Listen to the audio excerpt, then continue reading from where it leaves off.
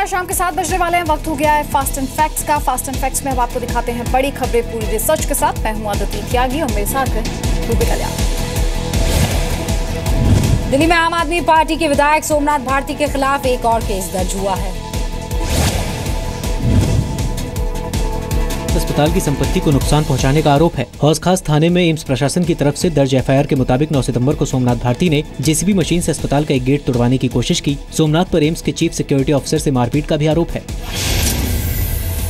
सोमनाथ भारती के समर्थक और जो एम्स प्रशासन के लोग थे उनके बीच में धक्का मुक्की हो गई, मारपीट हो गई थी और उसके बाद में यहाँ हौज खास थाने में इस बारे में शिकायत दी गई थी।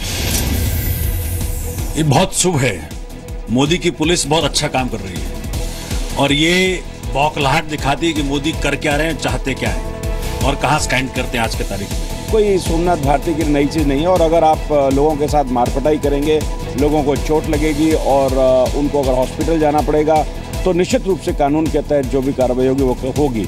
सोमनाथ भारती के खिलाफ पहले भी कई केस दर्ज हो चुके हैं। सोमनाथ भारती पर उनकी पत्नी लिपिका मित्रा ने घरेलू हिंसा का आरोप लगाया था। पत्नी से मारपीट के मामले में सोमनाथ भारती जेल भी जा चुके हैं। इस मामले में वो फिलहाल जमानत पर हैं। जुलाई में एक महिला ने सोमनाथ भारती पर छेड़खानी के लिए उकसाने का मामला दर्ज कराया था। सोमनाथ भारती पर मालवीय नगर में अफ्रीका की महिलाओं के साथ बुरे सलूक का आरोप भी लगा था। सोमनाथ भारती दिल्ली के कानून मंत्री भी रह चुके हैं। जनवरी 2014 में सोमनाथ भारती अपने अधिकार क्षेत्र से बाहर जाकर जजेस की बैठक बुलाकर विवादों में फंसे थे। दिल्ली में आम आदमी पार्टी के विधायक अमानतुल्लाह खान पर एक बार फिर से गिरफ्तारी की तलवार लटक रही है। अमानतुल्लाह पर छेड़छाड़ का आरोप किसी और ने नहीं बल्कि उनकी एक रिश्तेदार ने ही लगाया है। दिल्ली के जामिया नगर थाने में दर्ज एफआईआर के मुताबिक अमानतुल्लाह पिछले 4 साल से अपने रिश्तेदार के साथ छेड़खानी कर रहे थे। आरोपों के बाद अमानतुल्लाह ने मुख्यमंत्री अरविंद केजरीवाल को चिट्ठी लिखकर दिल्ली वक्फ बोर्ड के अध्यक्ष पद और विधायक के पद से इस्तीफा दे दिया। आरोप लगाया कि उन्हें झूठे केस में फंसाया जा रहा है। इनकी रोज कुछ न कुछ गंदगी आ रही है। ऐसा लगता है कि सभी लोग कहते हैं कुछ में क्या हमाम में सभी नंगे हैं और सबकी कलाई एक एक पर खुल रही है। जहाँ तक मेरी जानकारी है, आपको हर पोस्ट के लिए अलग अलग इस्तीफा देना पड़ता है और जिसने आपको नियुक्त किया है उसके नाम पर अलग अलग चिट्ठी जाती है। तो अगर एक सम्मिलित चिट्ठी में आपने हर पोस्ट से इस्तीफा दिया तो नाटक ज्यादा लगता है। अमानत भाई को इसलिए घसीटा जा रहा है क्योंकि अमानतुल्लाह खान ईमानदारी से वक्फ बोर्ड की जमीनों के घोटाले उजागर कर रहे हैं। अमानतुल्लाह खान पर पहले भी एक महिला छेड़छाड़ और जान से मारने की धमकी देने का आरोप लगा चुकी है। छेड़छाड़ और धमकी देने के मामले में अमानतुल्लाह को जुलाई में गिरफ्तार किया गया था। फिलहाल वो जमानत पर हैं। अमानतुल्लाह खान पर दिल्ली वक्फ बोर्ड की भर्ती में धांधली का भी आरोप है। इस मामले में गुरुवार को एंटी करप्शन ब्रांच ने छापेमारी की थी। अमानतुल्लाह के इस्तीफे को आम आदमी पार्टी ने ये कहते हुए खारिज कर दिया कि ये पारिवारिक झगड़ा है। मुस्लिम कार्ड खेलने वाले इस्लामिक उपदेशक जाकिर नाइक को सरकार ने चेतावनी दी है। गृह राज्य मंत्री किरण रिजिजू ने कहा है कि धर्म से आतंकवाद को जोड़ने के जाकिर के दुष्प्रचार का कोई फायदा नहीं होगा। सूचना प्रसारण मंत्री वेंकैया नायडू ने भी कहा कि जाकिर नाइक अपने गुनाह छुपाने के लिए धर्म की आड़ ले रहा है। We abhor equating religion with terrorism. Anybody who propagates terrorism will not bear anything with regards to identity of particular religion. And you try to take shelter under religion? This is the way, the new technique. People commit crimes or commit mistakes and then they try to take cover under the religion or the caste or the region. मुस्लिम समाज भी जाकिर जैसे आदमी को अपना नेता मानने से इनकार कर रहा है। नहीं, जाकिर नाइक मुसलमानों के नुमाइंदे नहीं हैं, न वो मुसलमानों के लीडर हैं, न मुसलमानों ने उनको अपना लीडर माना है। उनका ये कहना बिल्कुल गलत है। उनको फेस करना चाहिए और हिंदुस्तान उनको आना चाहिए और फेस करने के लिए हिंदुस्तान में ही उनको बात करनी चाहिए। जब वो भारत के मुसलमानों की लीडरशिप की बात कर रहे हैं जो कि उनको गलतफहमी हो गई है, तो ये बात अगर हिंदुस्तान भारत में आके अगर वो करते तो ज़्यादा बेहतर होती। जांच के घेरे में आए जाकिर नाइक ने कल खुली चिट्ठी लिखकर सरकार पर बेवजह परेशान करने का आरोप लगाया था। जाकिर नाइक ने सवाल पूछा कि उसने ऐसा क्या किया है कि उसे आतंक के डॉक्टर का तमगा दिया जा रहा है। जाकिर नाइक ने लिखा कि उस पर किसी तरह का हमला पूरे भारतीय मुसलमानों पर हमला है। जाकिर नाइक के मुताबिक उसके एनजीओ IRF पर हमला शांति, लोकतंत्र और न्याय के खिलाफ हमला है। डॉक्टर जाकिर नाइक ने ये चिट्ठी राजीव गांधी चैरिटेबल ट्रस्ट को 50 लाख दान देने के मामले के सामने आने के बाद लिखी है। बिहार के सीएम नीतीश कुमार की तुलना मधु कोड़ा से करने पर जेडीयू के नेता बाहुबली नेता शहाबुद्दीन से नाराज हैं। भागलपुर सेंट्रल जेल से रिहाई के बाद शहाबुद्दीन ने नीतीश कुमार को पहले परिस्थितियों का मुख्यमंत्री बताया, फिर उन्हें बिना जनाधार वाला नेता बताते हुए झारखंड के पूर्व मुख्यमंत्री मधु कोड़ा से तुलना कर दी। वहीं मधु कोड़ा जो निर्दलीय होने के बावजूद झारखंड के मुख्यमंत्री बन गए थे। शहाबुद्दीन के इस बयान से जेडीयू भड़क गई है। एक होता है जो गठबंधन बना और परिस्थिति ऐसी बनी कि हमने ऐसे आदमी को जैसे आपको मैं बता दूं, कोड़ा को मधु कोड़ा को सिर्फ 2 सीट पर आपने चीफ मिनिस्टर बना दी। अब उतना ज्ञान तो मुझे नहीं है, लंबे अरसे तक जहां लोग प्रवास किए हैं उतना ज्ञान कम से कम हम लोगों को नहीं है।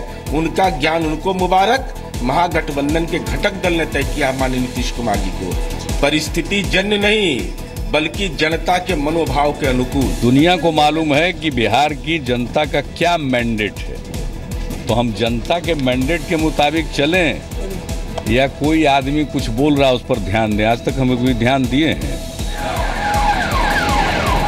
जेल से रिहाई के बाद सिवान जाते वक्त शहाबुद्दीन के काफिले की सैकड़ों गाड़ियों ने मुजफ्फरपुर में टोल नहीं चुकाया। किसी की हिम्मत नहीं थी कि इन गाड़ियों को रोककर पैसे मांगे। शहाबुद्दीन को 11 साल बाद शनिवार को जेल से रिहा किया गया। पटना हाईकोर्ट से उन्हें जमानत मिली थी।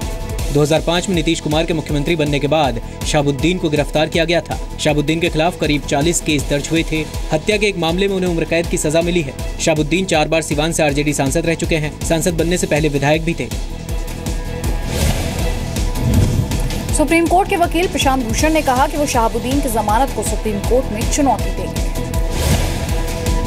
बीएसपी अध्यक्ष मायावती ने दावा किया है कि उत्तर प्रदेश में उन्हें रोकने के लिए बीजेपी और समाजवादी पार्टी मिल गई है। सहारनपुर में रैली के दौरान मायावती ने समाजवादी पार्टी और बीजेपी पर मिलीभगत का आरोप लगाया। मोदी सरकार पर निशाना साधते हुए कहा कि गरीबों की भलाई के लिए अभी तक कुछ नहीं हुआ है। गोरक्षा के नाम पर मुसलमानों और दलितों पर अत्याचार का आरोप भी लगाया।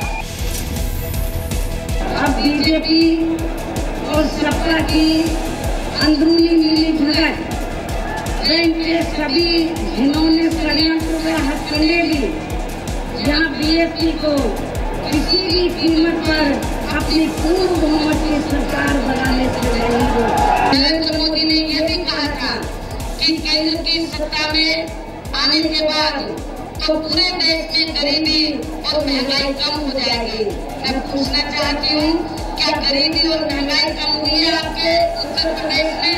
क्या किसी को रोजगार मिला है इस सरकार में? मायावती उत्तर प्रदेश में चुनाव से पहले कई जगह सर्वजन हिताय सर्वजन सुखाय महारैली कर रही हैं। सहारनपुर से पहले मायावती आगरा, आजमगढ़ और इलाहाबाद में रैली कर चुकी हैं। सहारनपुर रैली में मेरठ और सहारनपुर डिवीजन के 52 विधानसभा क्षेत्रों के लोगों को बुलाया गया था। रैली के लिए बीएसपी ने पार्टी के पदाधिकारियों को भीड़ जुटाने का जिम्मा सौंपा था। सहारनपुर रैली को लेकर मायावती आज सोशल मीडिया पर भी छाई रही। कांग्रेस उपाध्यक्ष राहुल गांधी ने एक बार फिर केंद्र की सरकार को सूट बूट की सरकार बताया है। आजमगढ़ में रोड शो के दौरान राहुल ने आरोप लगाया कि मौजूदा सरकार किसान विरोधी है, पूंजीपतियों का कर्ज माफ कर रही है लेकिन किसानों का नहीं। राहुल के मुताबिक पीएम मोदी किसानों के घर इसलिए नहीं जाते क्योंकि उनके कपड़े गंदे हो जाएंगे। आपको मालूम है किसका कर्जा माफ किया नरेंद्र मोदी ने? किसान का नहीं, छोटे दुकानदार का नहीं, हिंदुस्तान के सबसे अमीर 10-12 अरबपतियों का कर्जा माफ किया नरेंद्र मोदी ने। आपने नरेंद्र मोदी को किसी किसान के घर में देखा है कभी? फोटो देखिए मोदी जी की किसान के साथ, नहीं मिल सकती। बताइए क्यों? जो उनका 15 लाख का जो सूट था वो गंदा हो जाएगा। राहुल मऊ में एक दलित के घर खाना खाने के लिए भी पहुंचे। यूपी चुनाव से पहले राहुल गांधी देवरिया से दिल्ली किसान पदयात्रा पर हैं। किसान पदयात्रा के दौरान राहुल गांधी 2500 किलोमीटर की दूरी तय करेंगे। पदयात्रा के दौरान राहुल गांधी 225 विधानसभा क्षेत्रों के लोगों से मिलेंगे। राहुल की किसान यात्रा 6 सितंबर को पूर्वांचल के देवरिया से शुरू हुई। एक और क्रिकेटर ने राजनीति का दामन थाम लिया है। यूपी चुनाव से पहले क्रिकेटर प्रवीण कुमार आज समाजवादी पार्टी में शामिल हो गए हैं। लखनऊ में मुख्यमंत्री अखिलेश यादव से मुलाकात के बाद प्रवीण कुमार ने समाजवादी पार्टी में शामिल होने का फैसला किया। चुनाव लड़ने पर फिलहाल कुछ नहीं बोले, लेकिन अखिलेश की तारीफों के पुल बांध दिए। मैंने पहले ऐसे चीफ मिनिस्टर देखे हैं जो एकदम से कि कोई किसी को वेट नहीं कराते, फटाक से बुलाते हैं कि नहीं आप अपनी समस्या बताइए क्या है, तुरंत, और तो उस पर तुरंत कार्रवाई होती है। हर एक के लिए जितना काम हमारे इस वजीर आला ने किया है, शायद ही ऐसा काम पहले कभी हुआ हो। तो अब इतना ज़्यादा काम अच्छा हुआ है, तो इसी को देख करके प्रवीण हमारे साथ जुड़े हैं। 30 साल के तेज गेंदबाज प्रवीण कुमार मूल रूप से मेरठ के रहने वाले हैं। प्रवीण कुमार ने टीम इंडिया की ओर से 6 टेस्ट मैच और 68 वनडे खेले हैं। टेस्ट में प्रवीण कुमार ने 27 विकेट लिए हैं, जबकि वनडे में 77 विकेट। प्रवीण कुमार ने 2012 में आखिरी बार इंटरनेशनल मैच खेला था। प्रवीण कुमार इस साल आईपीएल में गुजरात लायंस के लिए खेले थे। जम्मू कश्मीर में आज 2 जगह सुरक्षा बलों और आतंकियों के बीच मुठभेड़ हुई। 5 आतंकी मारे गए, वहीं एक पुलिसकर्मी भी शहीद हुआ। एक मुठभेड़ हंदवाड़ा के नौगाम में हुई, जहां 4 आतंकियों को सेना ने ढेर कर दिया। ये आतंकी सीमा पार से घुसपैठ की कोशिश कर रहे थे। नौगाम के अलावा गुरेज और तंगधार में भी सेना ने घुसपैठ की कोशिश नाकाम कर दी। आतंकियों के पास से बड़ी मात्रा में हथियार बरामद हुए हैं। वहीं पुंछ के अल्लाह पीर मोहल्ले में आतंकियों के छिपे होने की खबर मिलने पर पुलिस सर्च ऑपरेशन के लिए गई। एक घर में छिपे आतंकियों ने पुलिस टीम पर हमला कर दिया, जिसमें एक जवान शहीद हो गया। जवाबी हमले में एक आतंकी भी मारा गया।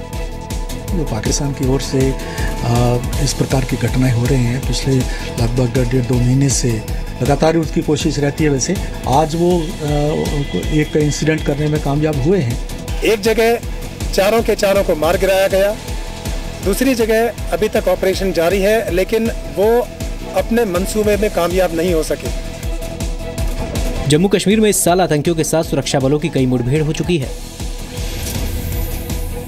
15 अगस्त को श्रीनगर के नौहट्टा में आतंकी हमले के दौरान सीआरपीएफ के कमांडेंट प्रमोद कुमार शहीद हो गए। 8 अगस्त को कुपवाड़ा जिले में बीएसएफ के 2 जवान शहीद हो गए, जबकि एक आतंकी मारा गया। 30 जुलाई को कुपवाड़ा के नौगाम सेक्टर में 2 सैनिक शहीद हुए, जबकि 2 आतंकी मारे गए। 25 जून को पुलवामा के पंपोर में आतंकी हमले में सीआरपीएफ के 8 जवान शहीद हुए। 3 जून को अनंतनाग में सेना के काफिले पर हमले में 3 जवान शहीद हुए, जबकि 5 घायल हुए। अभी मिली खबर के मुताबिक पुंछ में कुल मिलाकर 3 आतंकी मारे गए हैं। मुठभेड़ अभी भी चल रही है।